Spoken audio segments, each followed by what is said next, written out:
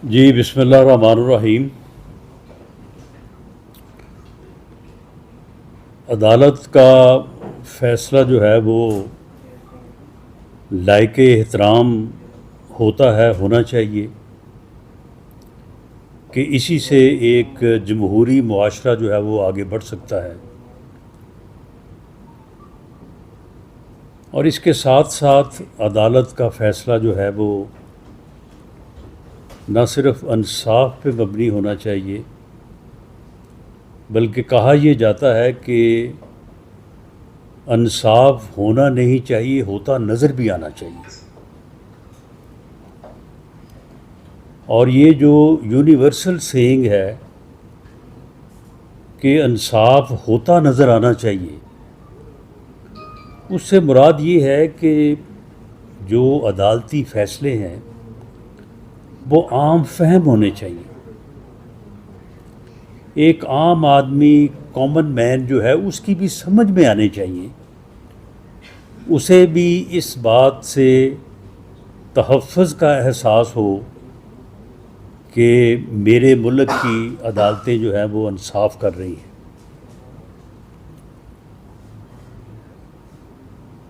ऐसे फ़ैसले जो समझ से बालातर हों और वो ऐसी अबहाम और ऐसी सूरत हाल को जन्म दें कि जिससे उसे समझने में भी दिक्कत हो और लोग भी कंफ्यूज हों, वो फ़ैसले जो हैं वो कभी भी मुल्क और कौम के मुफाद में नहीं होते। और ख़ास तौर पे, बुनियादी तौर पे मैं ये अर्ज़ करनी चाहूँगा कि जो फ़रीक अदालत के सामने हों और जो रिलीफ मांगा जा रहा हो, जो इस्तदा जो है वो अदालत के सामने हो, जिस इस्तदा को हासिल करने के लिए आर्गूमेंट्स अदालत में पेश किए जा रहे हों और उन्हीं के काउंटर आर्गूमेंट्स जो है वो दूसरी तरफ से पेश किए जा रहे हों, अगर उस इस्तदा से परे बिन मांगे जो है वो दिया जाए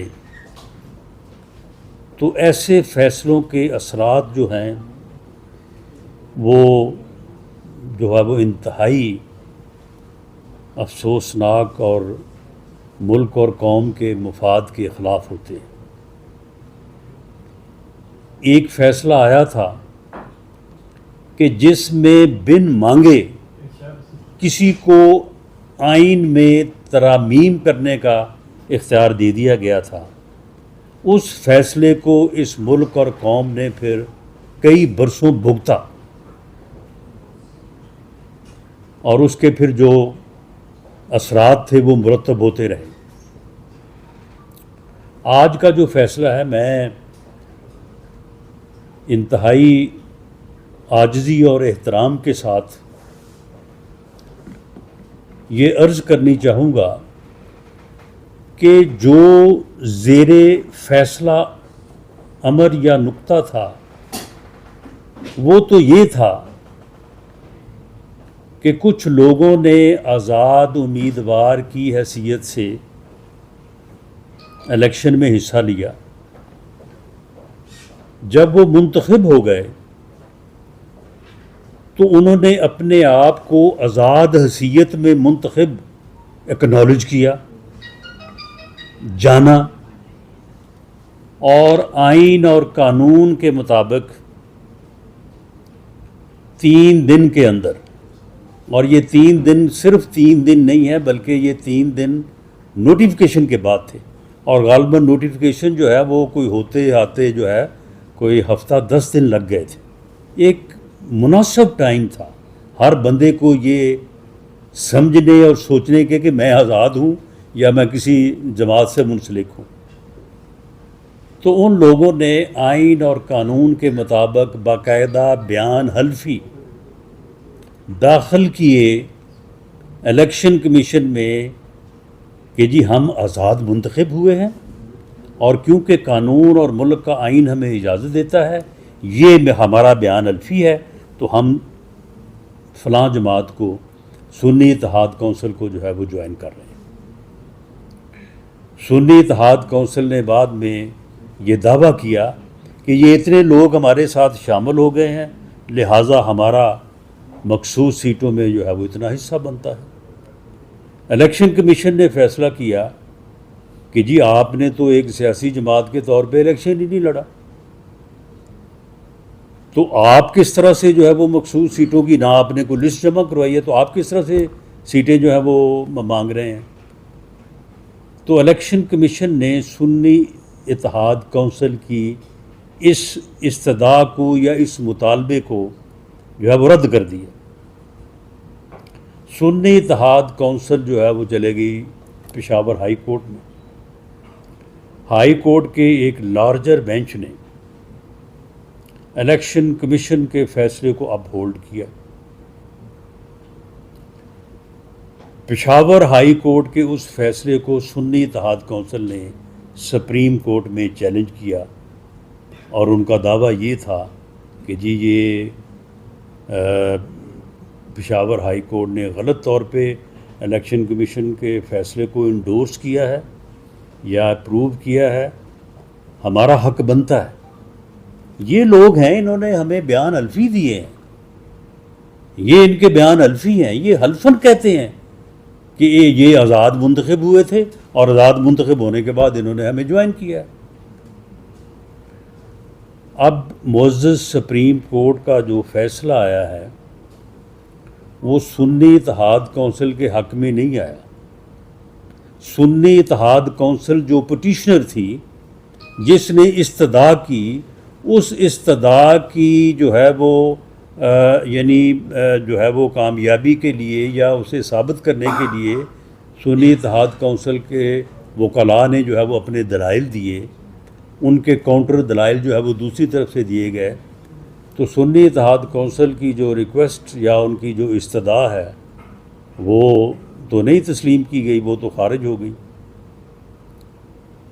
और अब एक नया फ़ैसला तहरीक इंसाफ के हक़ में आ गया है कि जी ये लोग जो हैं ये तहरीक इंसाफ के लोग थे। तहरीक इंसाफ ने आज तक ये क्लेम नहीं किया, उन लोगों ने आज तक ये क्लेम नहीं किया। उन लोगों ने उस मुद्दत के दौरान जो आइन और कानून उन्हें देता है उसके दौरान उन्होंने तहरीक इंसाफ में शमूलियत इख्तियार नहीं की। फिर उसमें एक और जो है वो आगे जो है वो तौज़ीह की गई कि जी इनमें से 39 लोगों ने जो है वो कहीं अपने किसी फॉर्म में लिखा था कि हमारा तल्लुक़ जो है वो तहरीक इंसाफ से है। तो उन 39 को तो समझे ना कि ये तो पक्के, ये तो तहरीक इंसाफ के ही जो है वो टिकट पे मुंतखब हुए हैं या उनकी जमात वही है। अच्छा ये चलें, अगर यहाँ तक भी हो तो फिर भी बात समझ आती कि चलें जी ठीक है, आपने इस नुक्ते को अपहोल्ड कर दिया कि अगर कोई बंदा जो है वो अपने फॉर्म में ये लिख दे कि मेरा फ़लाँ जमात से तल्लुक़ है तो बस फिर उसका हुआ, वो भले वो बाद में बयान अल्फ़ी दे के कहीं और चला जाए। बाकी अब 41 का क्या किया जाए जी? ये 41 से अब दोबारा पूछ लें भाई, 41 से अब दोबारा कैसे पूछ लें? अगर इन 41 से पूछना है तो बाकी फिर जो 250-300 लोग बैठे हैं कौमी असम्बली, फिर उनसे भी पूछ लें। जो सेनेट में 100 के करीब बैठे हैं उनसे भी पूछ लें। ये मौका सभी को दे दें, सभी जो है वो नए सिरे से अपनी मर्ज़ी से अपने बयान अल्फ़ी जो है वो दाखिल कर दें। आइन के जो मुतल्लका आर्टिकल्स हैं 51 है, 106 है, वो कतई तौर पे इस सूरत हाल को जो है वो एक्सेप्ट नहीं करते।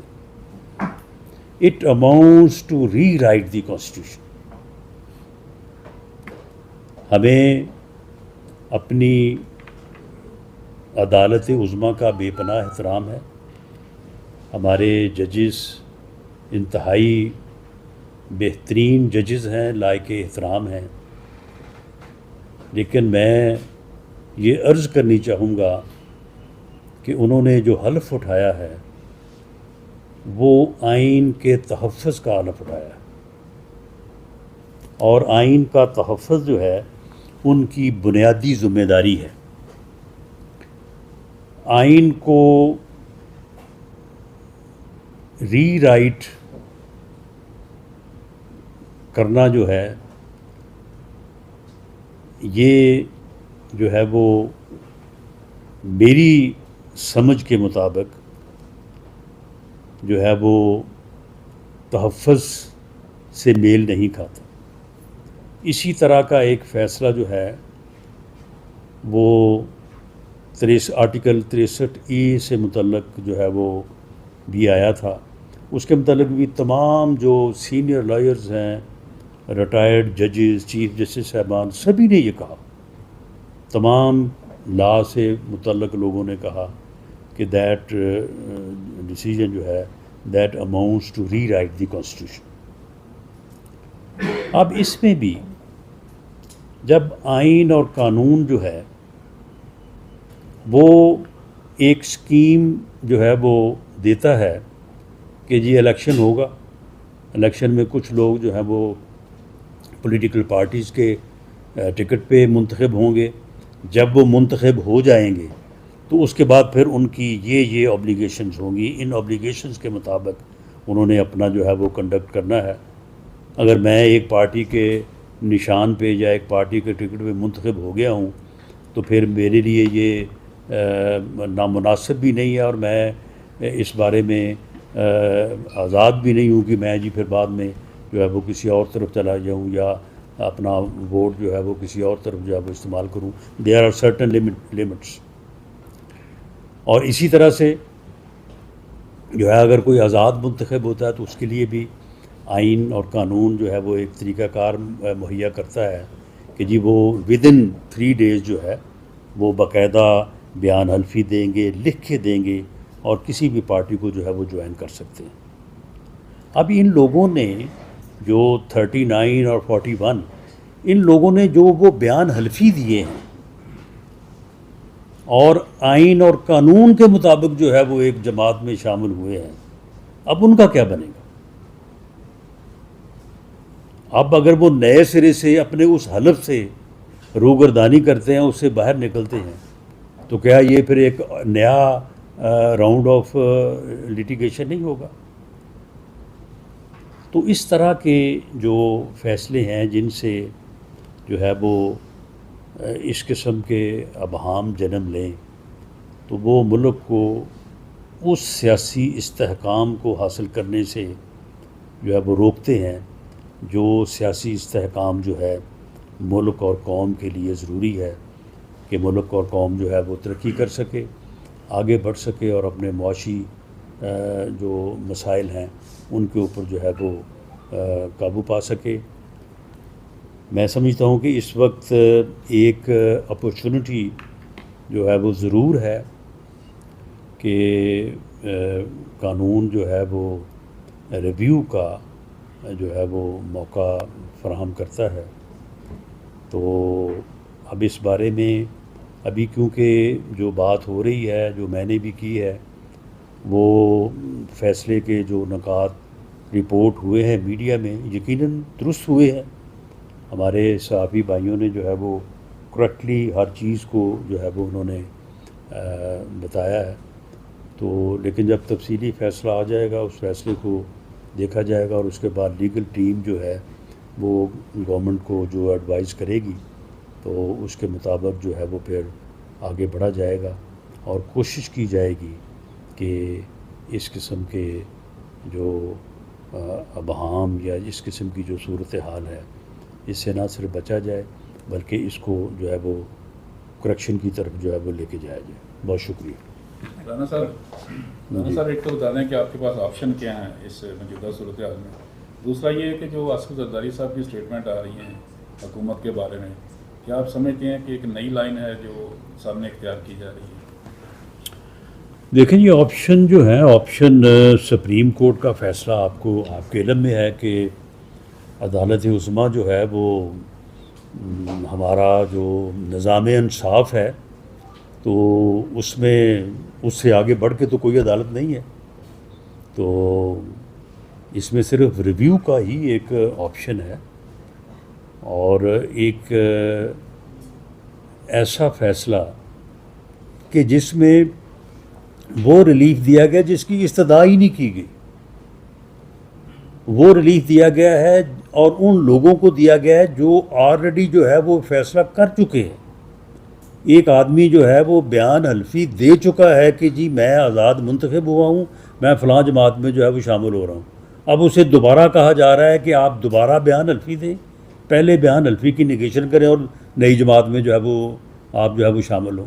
एक जमात जो ये क्लेम ही नहीं करती कि उसने जो है वो इलेक्शन में हिस्सा लिया है, अगर सुप्रीम कोर्ट के ही फैसले को उन्होंने मिस इंटरप्रेट किया और वो गलत समझे कि हम इलेक्शन में जो है वो बतौर जमात हिस्सा नहीं ले सकते, तो भाई ये इग्नोरेंस ऑफ लॉ तो कोई एक्सक्यूज़ नहीं है।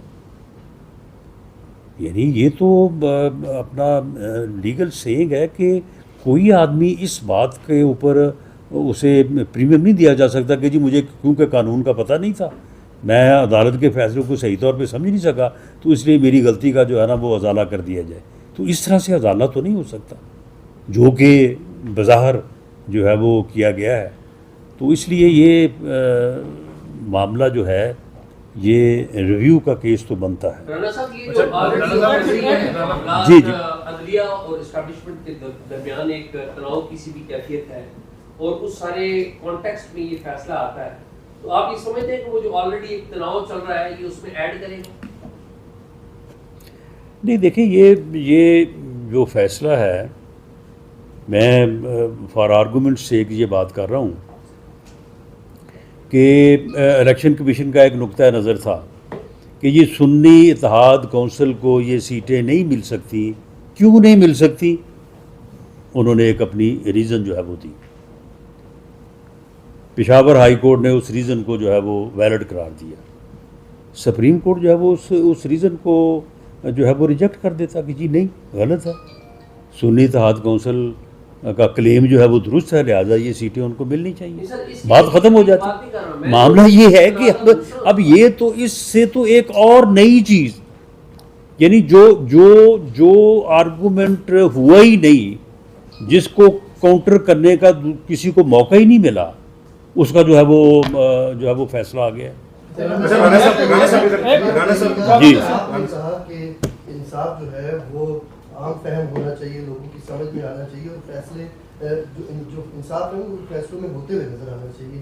क्या सुप्रीम कोर्ट ने ये जाहिर करने की कोशिश नहीं की कि जब पाकिस्तान तहरीक इंसाफ ने इलेक्शन लड़ने की कोशिश की तो इस्टेब्लिशमेंट ने या वो नादीदा कुव्वतें जिन्होंने इनको इलेक्शन नहीं लड़ने दिया, फॉर्म फिल करने नहीं दिया, पार्टी एफिलिएशन नहीं लिखने दी, आज उनके हक में फैसला दे के ये बता दिया गया है कि ये पॉलिटिकली राइट थे, इनको हक था इलेक्शन लड़ने का और इनको रोका गया उस वक्त? तो फिर ये लिख देते फैसले में, जो आपने फरमाया है इस बुनियाद पे फैसला कर देते। यानी मामला ये है कि फैसला जो है उसकी बुनियाद जो है वो अबहाम पे तो नहीं होनी चाहिए ना, क्लैरिटी पे होनी चाहिए। या तो वो लिख देते कि जी जिस तरह से आप फरमा रहे हैं कि इस्टेब्लिशमेंट ने ये किया, उसके बाद फिर ये हुआ, उसके बाद ये हुआ, लिहाजा ये सारा कुछ जो है ये गलत हुआ, सुप्रीम कोर्ट ने जो फैसला किया वो भी गलत किया, उस फैसले को भी जो है वो अमेंड कर देते और उसके बाद जो है ये अपना जो है वो फैसला दे देते। उन्होंने तो ये फैसला नहीं किया। राणा साहब, जावेद हुसैन 92 न्यूज़ जी, आप जिस चीज़ को लिखने का इनके सवाल के जवाब में कह रहे हैं, तो अगर देखा जाए तो जो 13 जनवरी का जो डिसीजन था पार्टी का सिंबल वापस लेने का, उस पर इलेक्शन कमीशन ने उसे इंटरप्रेट गलत किया उस फैसले को। ये चीफ जस्टिस समेत 11 जजेस ने इस बात पे, जिन्होंने इख्तिलाफी नोट लिखा, उन्होंने भी कहा।